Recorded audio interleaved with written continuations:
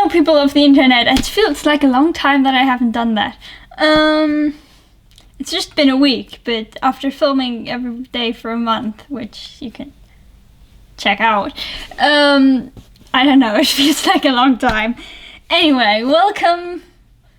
Well, I am Jontje, I'm autistic. I feel like I haven't been saying that a lot. Most of you probably know that.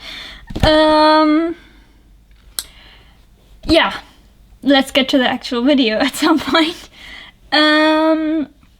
What has actually, this is a premiere, I must say. This is the first video that someone has requested, and thank you for that. You know who you are if you are watching. It's great and it's a good idea, I think. So we're going to do that now, which is, well, clothes. Yeah, because that seems to kind of be, and I've done an episode of everyday autism problems, which is also there, or in the description maybe, if I remember.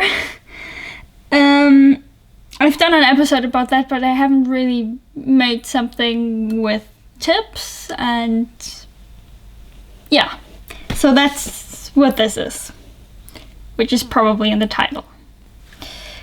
Anyway, what can one actually do to make clothes be more comfortable in sort of a general sensory way? I'm clearly not an expert in fashion.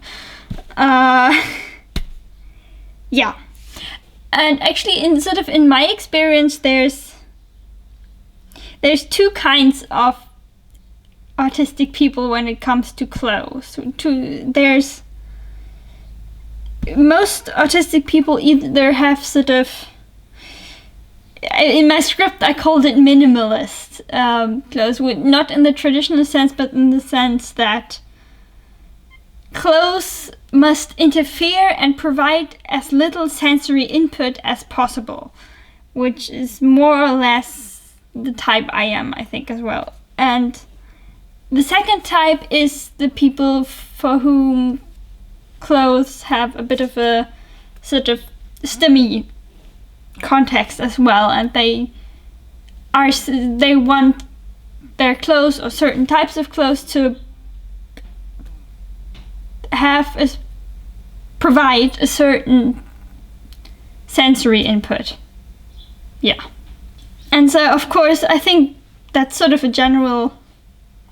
that's the two extremes, and most people are probably somewhere in the middle for all of this. But I think the first thing, if you want to do any kind of change, or maybe want to find, aren't really sure sort of where on that scale you lie, and sort of have a lot of clothes that you don't wear because they're not comfortable and you can't wear them, which is obviously not the greatest situation. I think the first step is always to sort of take an inventory, and even I do that every now and then, just every now and then take an inventory of the clothes that you have and which ones you like to wear and which aspects of them you like, and to actually find out, what is it that I don't like about this, because sometimes you can change that and you're not going actually to have to buy new clothes. And this is actually a good example, which is why I wore it. Because this used to be a t-shirt, which I didn't really like because it had these sort of very tight arm pieces, and they were very uncomfortable, like here, and they changed, I feel like they changed the entire way of how this t-shirt, which is now not really a t-shirt anymore, I don't know what you would call it, they just made it uncomfortable. And I just had the idea, you know, this is quite old. This is like 6 years old or something. All my clothes are, or most of my clothes are older than like 3 years at least. If something is from 3 years old, I count it as new. Anyway, so, you know, I didn't really, because this, it says Yellowstone. So obviously I got, was I in Yellowstone? Yes, I was. So this was a sort of, I have a lot of t-shirts that are from like places I've traveled to over the years, or you know, that relatives have gotten me because it somehow got spread around my family that I liked like t-shirts from places when I was younger. So I have a lot of clothes that have that, and this sort of had emotional value, I guess, in a way, so I wasn't going to throw it away. So I thought instead, before it just, you know, spends the rest of its life in my closet without doing anything, I'm just gonna remove the sleeves, which was a great idea, because now it's one of my favorite t-shirts. And there was a very long explanation for that, you know, sometimes if you can analyze, which obviously, you know, I enjoy, if you can analyze what it is that you don't like, sometimes, if it's the fabric, of course, then you can't really change that. But if it's not that, then sometimes you can change that, which is more environmentally friendly, and you won't have to get rid of it. And sort of, other than just identifying what specific things you might not like about clothes, you can also try to identify sort of trends in the type of fit, I guess, in the way the pieces of fabric are sewn together to create the item. Because there's sort of, there I think you would mostly see that sort of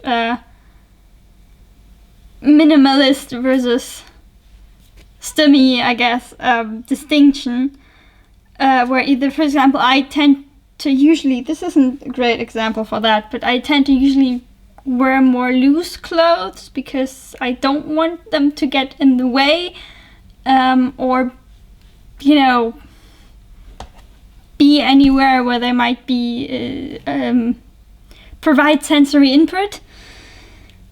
But I know that some autistic people are the exact opposite of that they like clothes that sort of act like pressure stimming in a way, and that might be something that, you know, you can identify by looking at what you actually like to wear and what you wear on a day-to-day basis. Although, weirdly, I'm not the type of autistic who wears the same thing forever. I'm the type of autistic who changes 5 times a day, just because something has changed and therefore the clothes are not okay anymore, and then going outside needs different clothes, and then doing something, each activity has certain clothes, and so I just wear lots of things. And the other, I think, where trends to me are always very, very visible in terms of, you know, autistics interacting with clothes. I don't know if that's such a good description, but anyway, it's that there seem to be two categories where autisticness can show quite a lot, and one is the type of leg wear sort of preference, and the other one is shoes. And, you know, with leg wear, there seems to be 3 main types. There's people who wear skinny jeans because, well, I guess they provide sort of pressure stimmy type sensory input.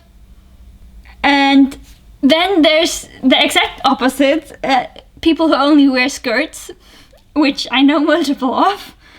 And with the subtype, which I guess would be stimmy, but in a different way, of people who wear things like, you know, petticoats and these like really flowy, you know, things that swoosh around. And or people who wear skirts because they don't like anything to be around their legs. There seem to also be people who do that. And then the third type, which I am a great example for, and I know some other people who do this as well, is sort of either climbing or generally like outdoor pants. Jeans. No, they're not jeans. What are they? I don't know. Leg wear. Which obviously I'm the, you can see my wonderfully colorful socks. I'm the climbing pants sort of person, but also when I go to the horse, I wear like the more durable, typical outdoor clothes. And well, one thing that's great about them, they have a lot of pockets, but they're also, I think there's these sort of climbing, they're kind of like what are they called? The pants that you're technically supposed to wear to wear when you're doing sports, but most people just wear when they sit around in their home. That type. They're kind of like that, and they're well, sort of the most minimal sensory input I find for me. But I sort of also, I'm not the typical, in terms of sensory input, I'm not really the typical kind of person who like prefers only the softest of soft things. I actually like, I don't like them because like at some point things are like synthetically soft and they're almost sticky, and that's just really, I don't know. I find that I really don't like that. I don't even want to touch that at all, honestly. So I usually have rather sort of not rough, but kind of like very natural is the best way that I can describe them. Sort of, yeah. I can't describe them. Sorry. And then with shoes, there seems to be two things mainly, and that's either hiking boots, like the sort of boot type shoes that seems to be the pressure input thing again, that sort of really enclose and sort of that hug the feet in a way, I guess. And the exact opposite, which is barefoot, or at least barefoot shoes. Which again, second type is very obviously me. I'm very known for pretty much exclusively wearing barefoot shoes. Except in winter because my feet get incredibly cold. Yeah. So, if you don't like to wear shoes and you haven't tried barefoot shoes yet, wow, I can't talk today. But when I can, I ever, honestly. If you haven't tried barefoot shoes yet, I would recommend you try them out. So that was a very hack type video, I guess. If you see hacking in terms of recognizing the structures in something and then using that knowledge to influence them, which is the definition I'm generally using for hacking in my videos, because I think that's a really cool concept. It appeals to the data science liking part of me. Anyway, I hope that you've enjoyed it or maybe found it helpful. If you did, consider do I keep doing this? I don't know, yeah, like the video was the point. If you enjoyed it, obviously, you don't have to. And if you haven't already, please do consider subscribing to this lovely YouTube channel, and I will see you next week. Goodbye.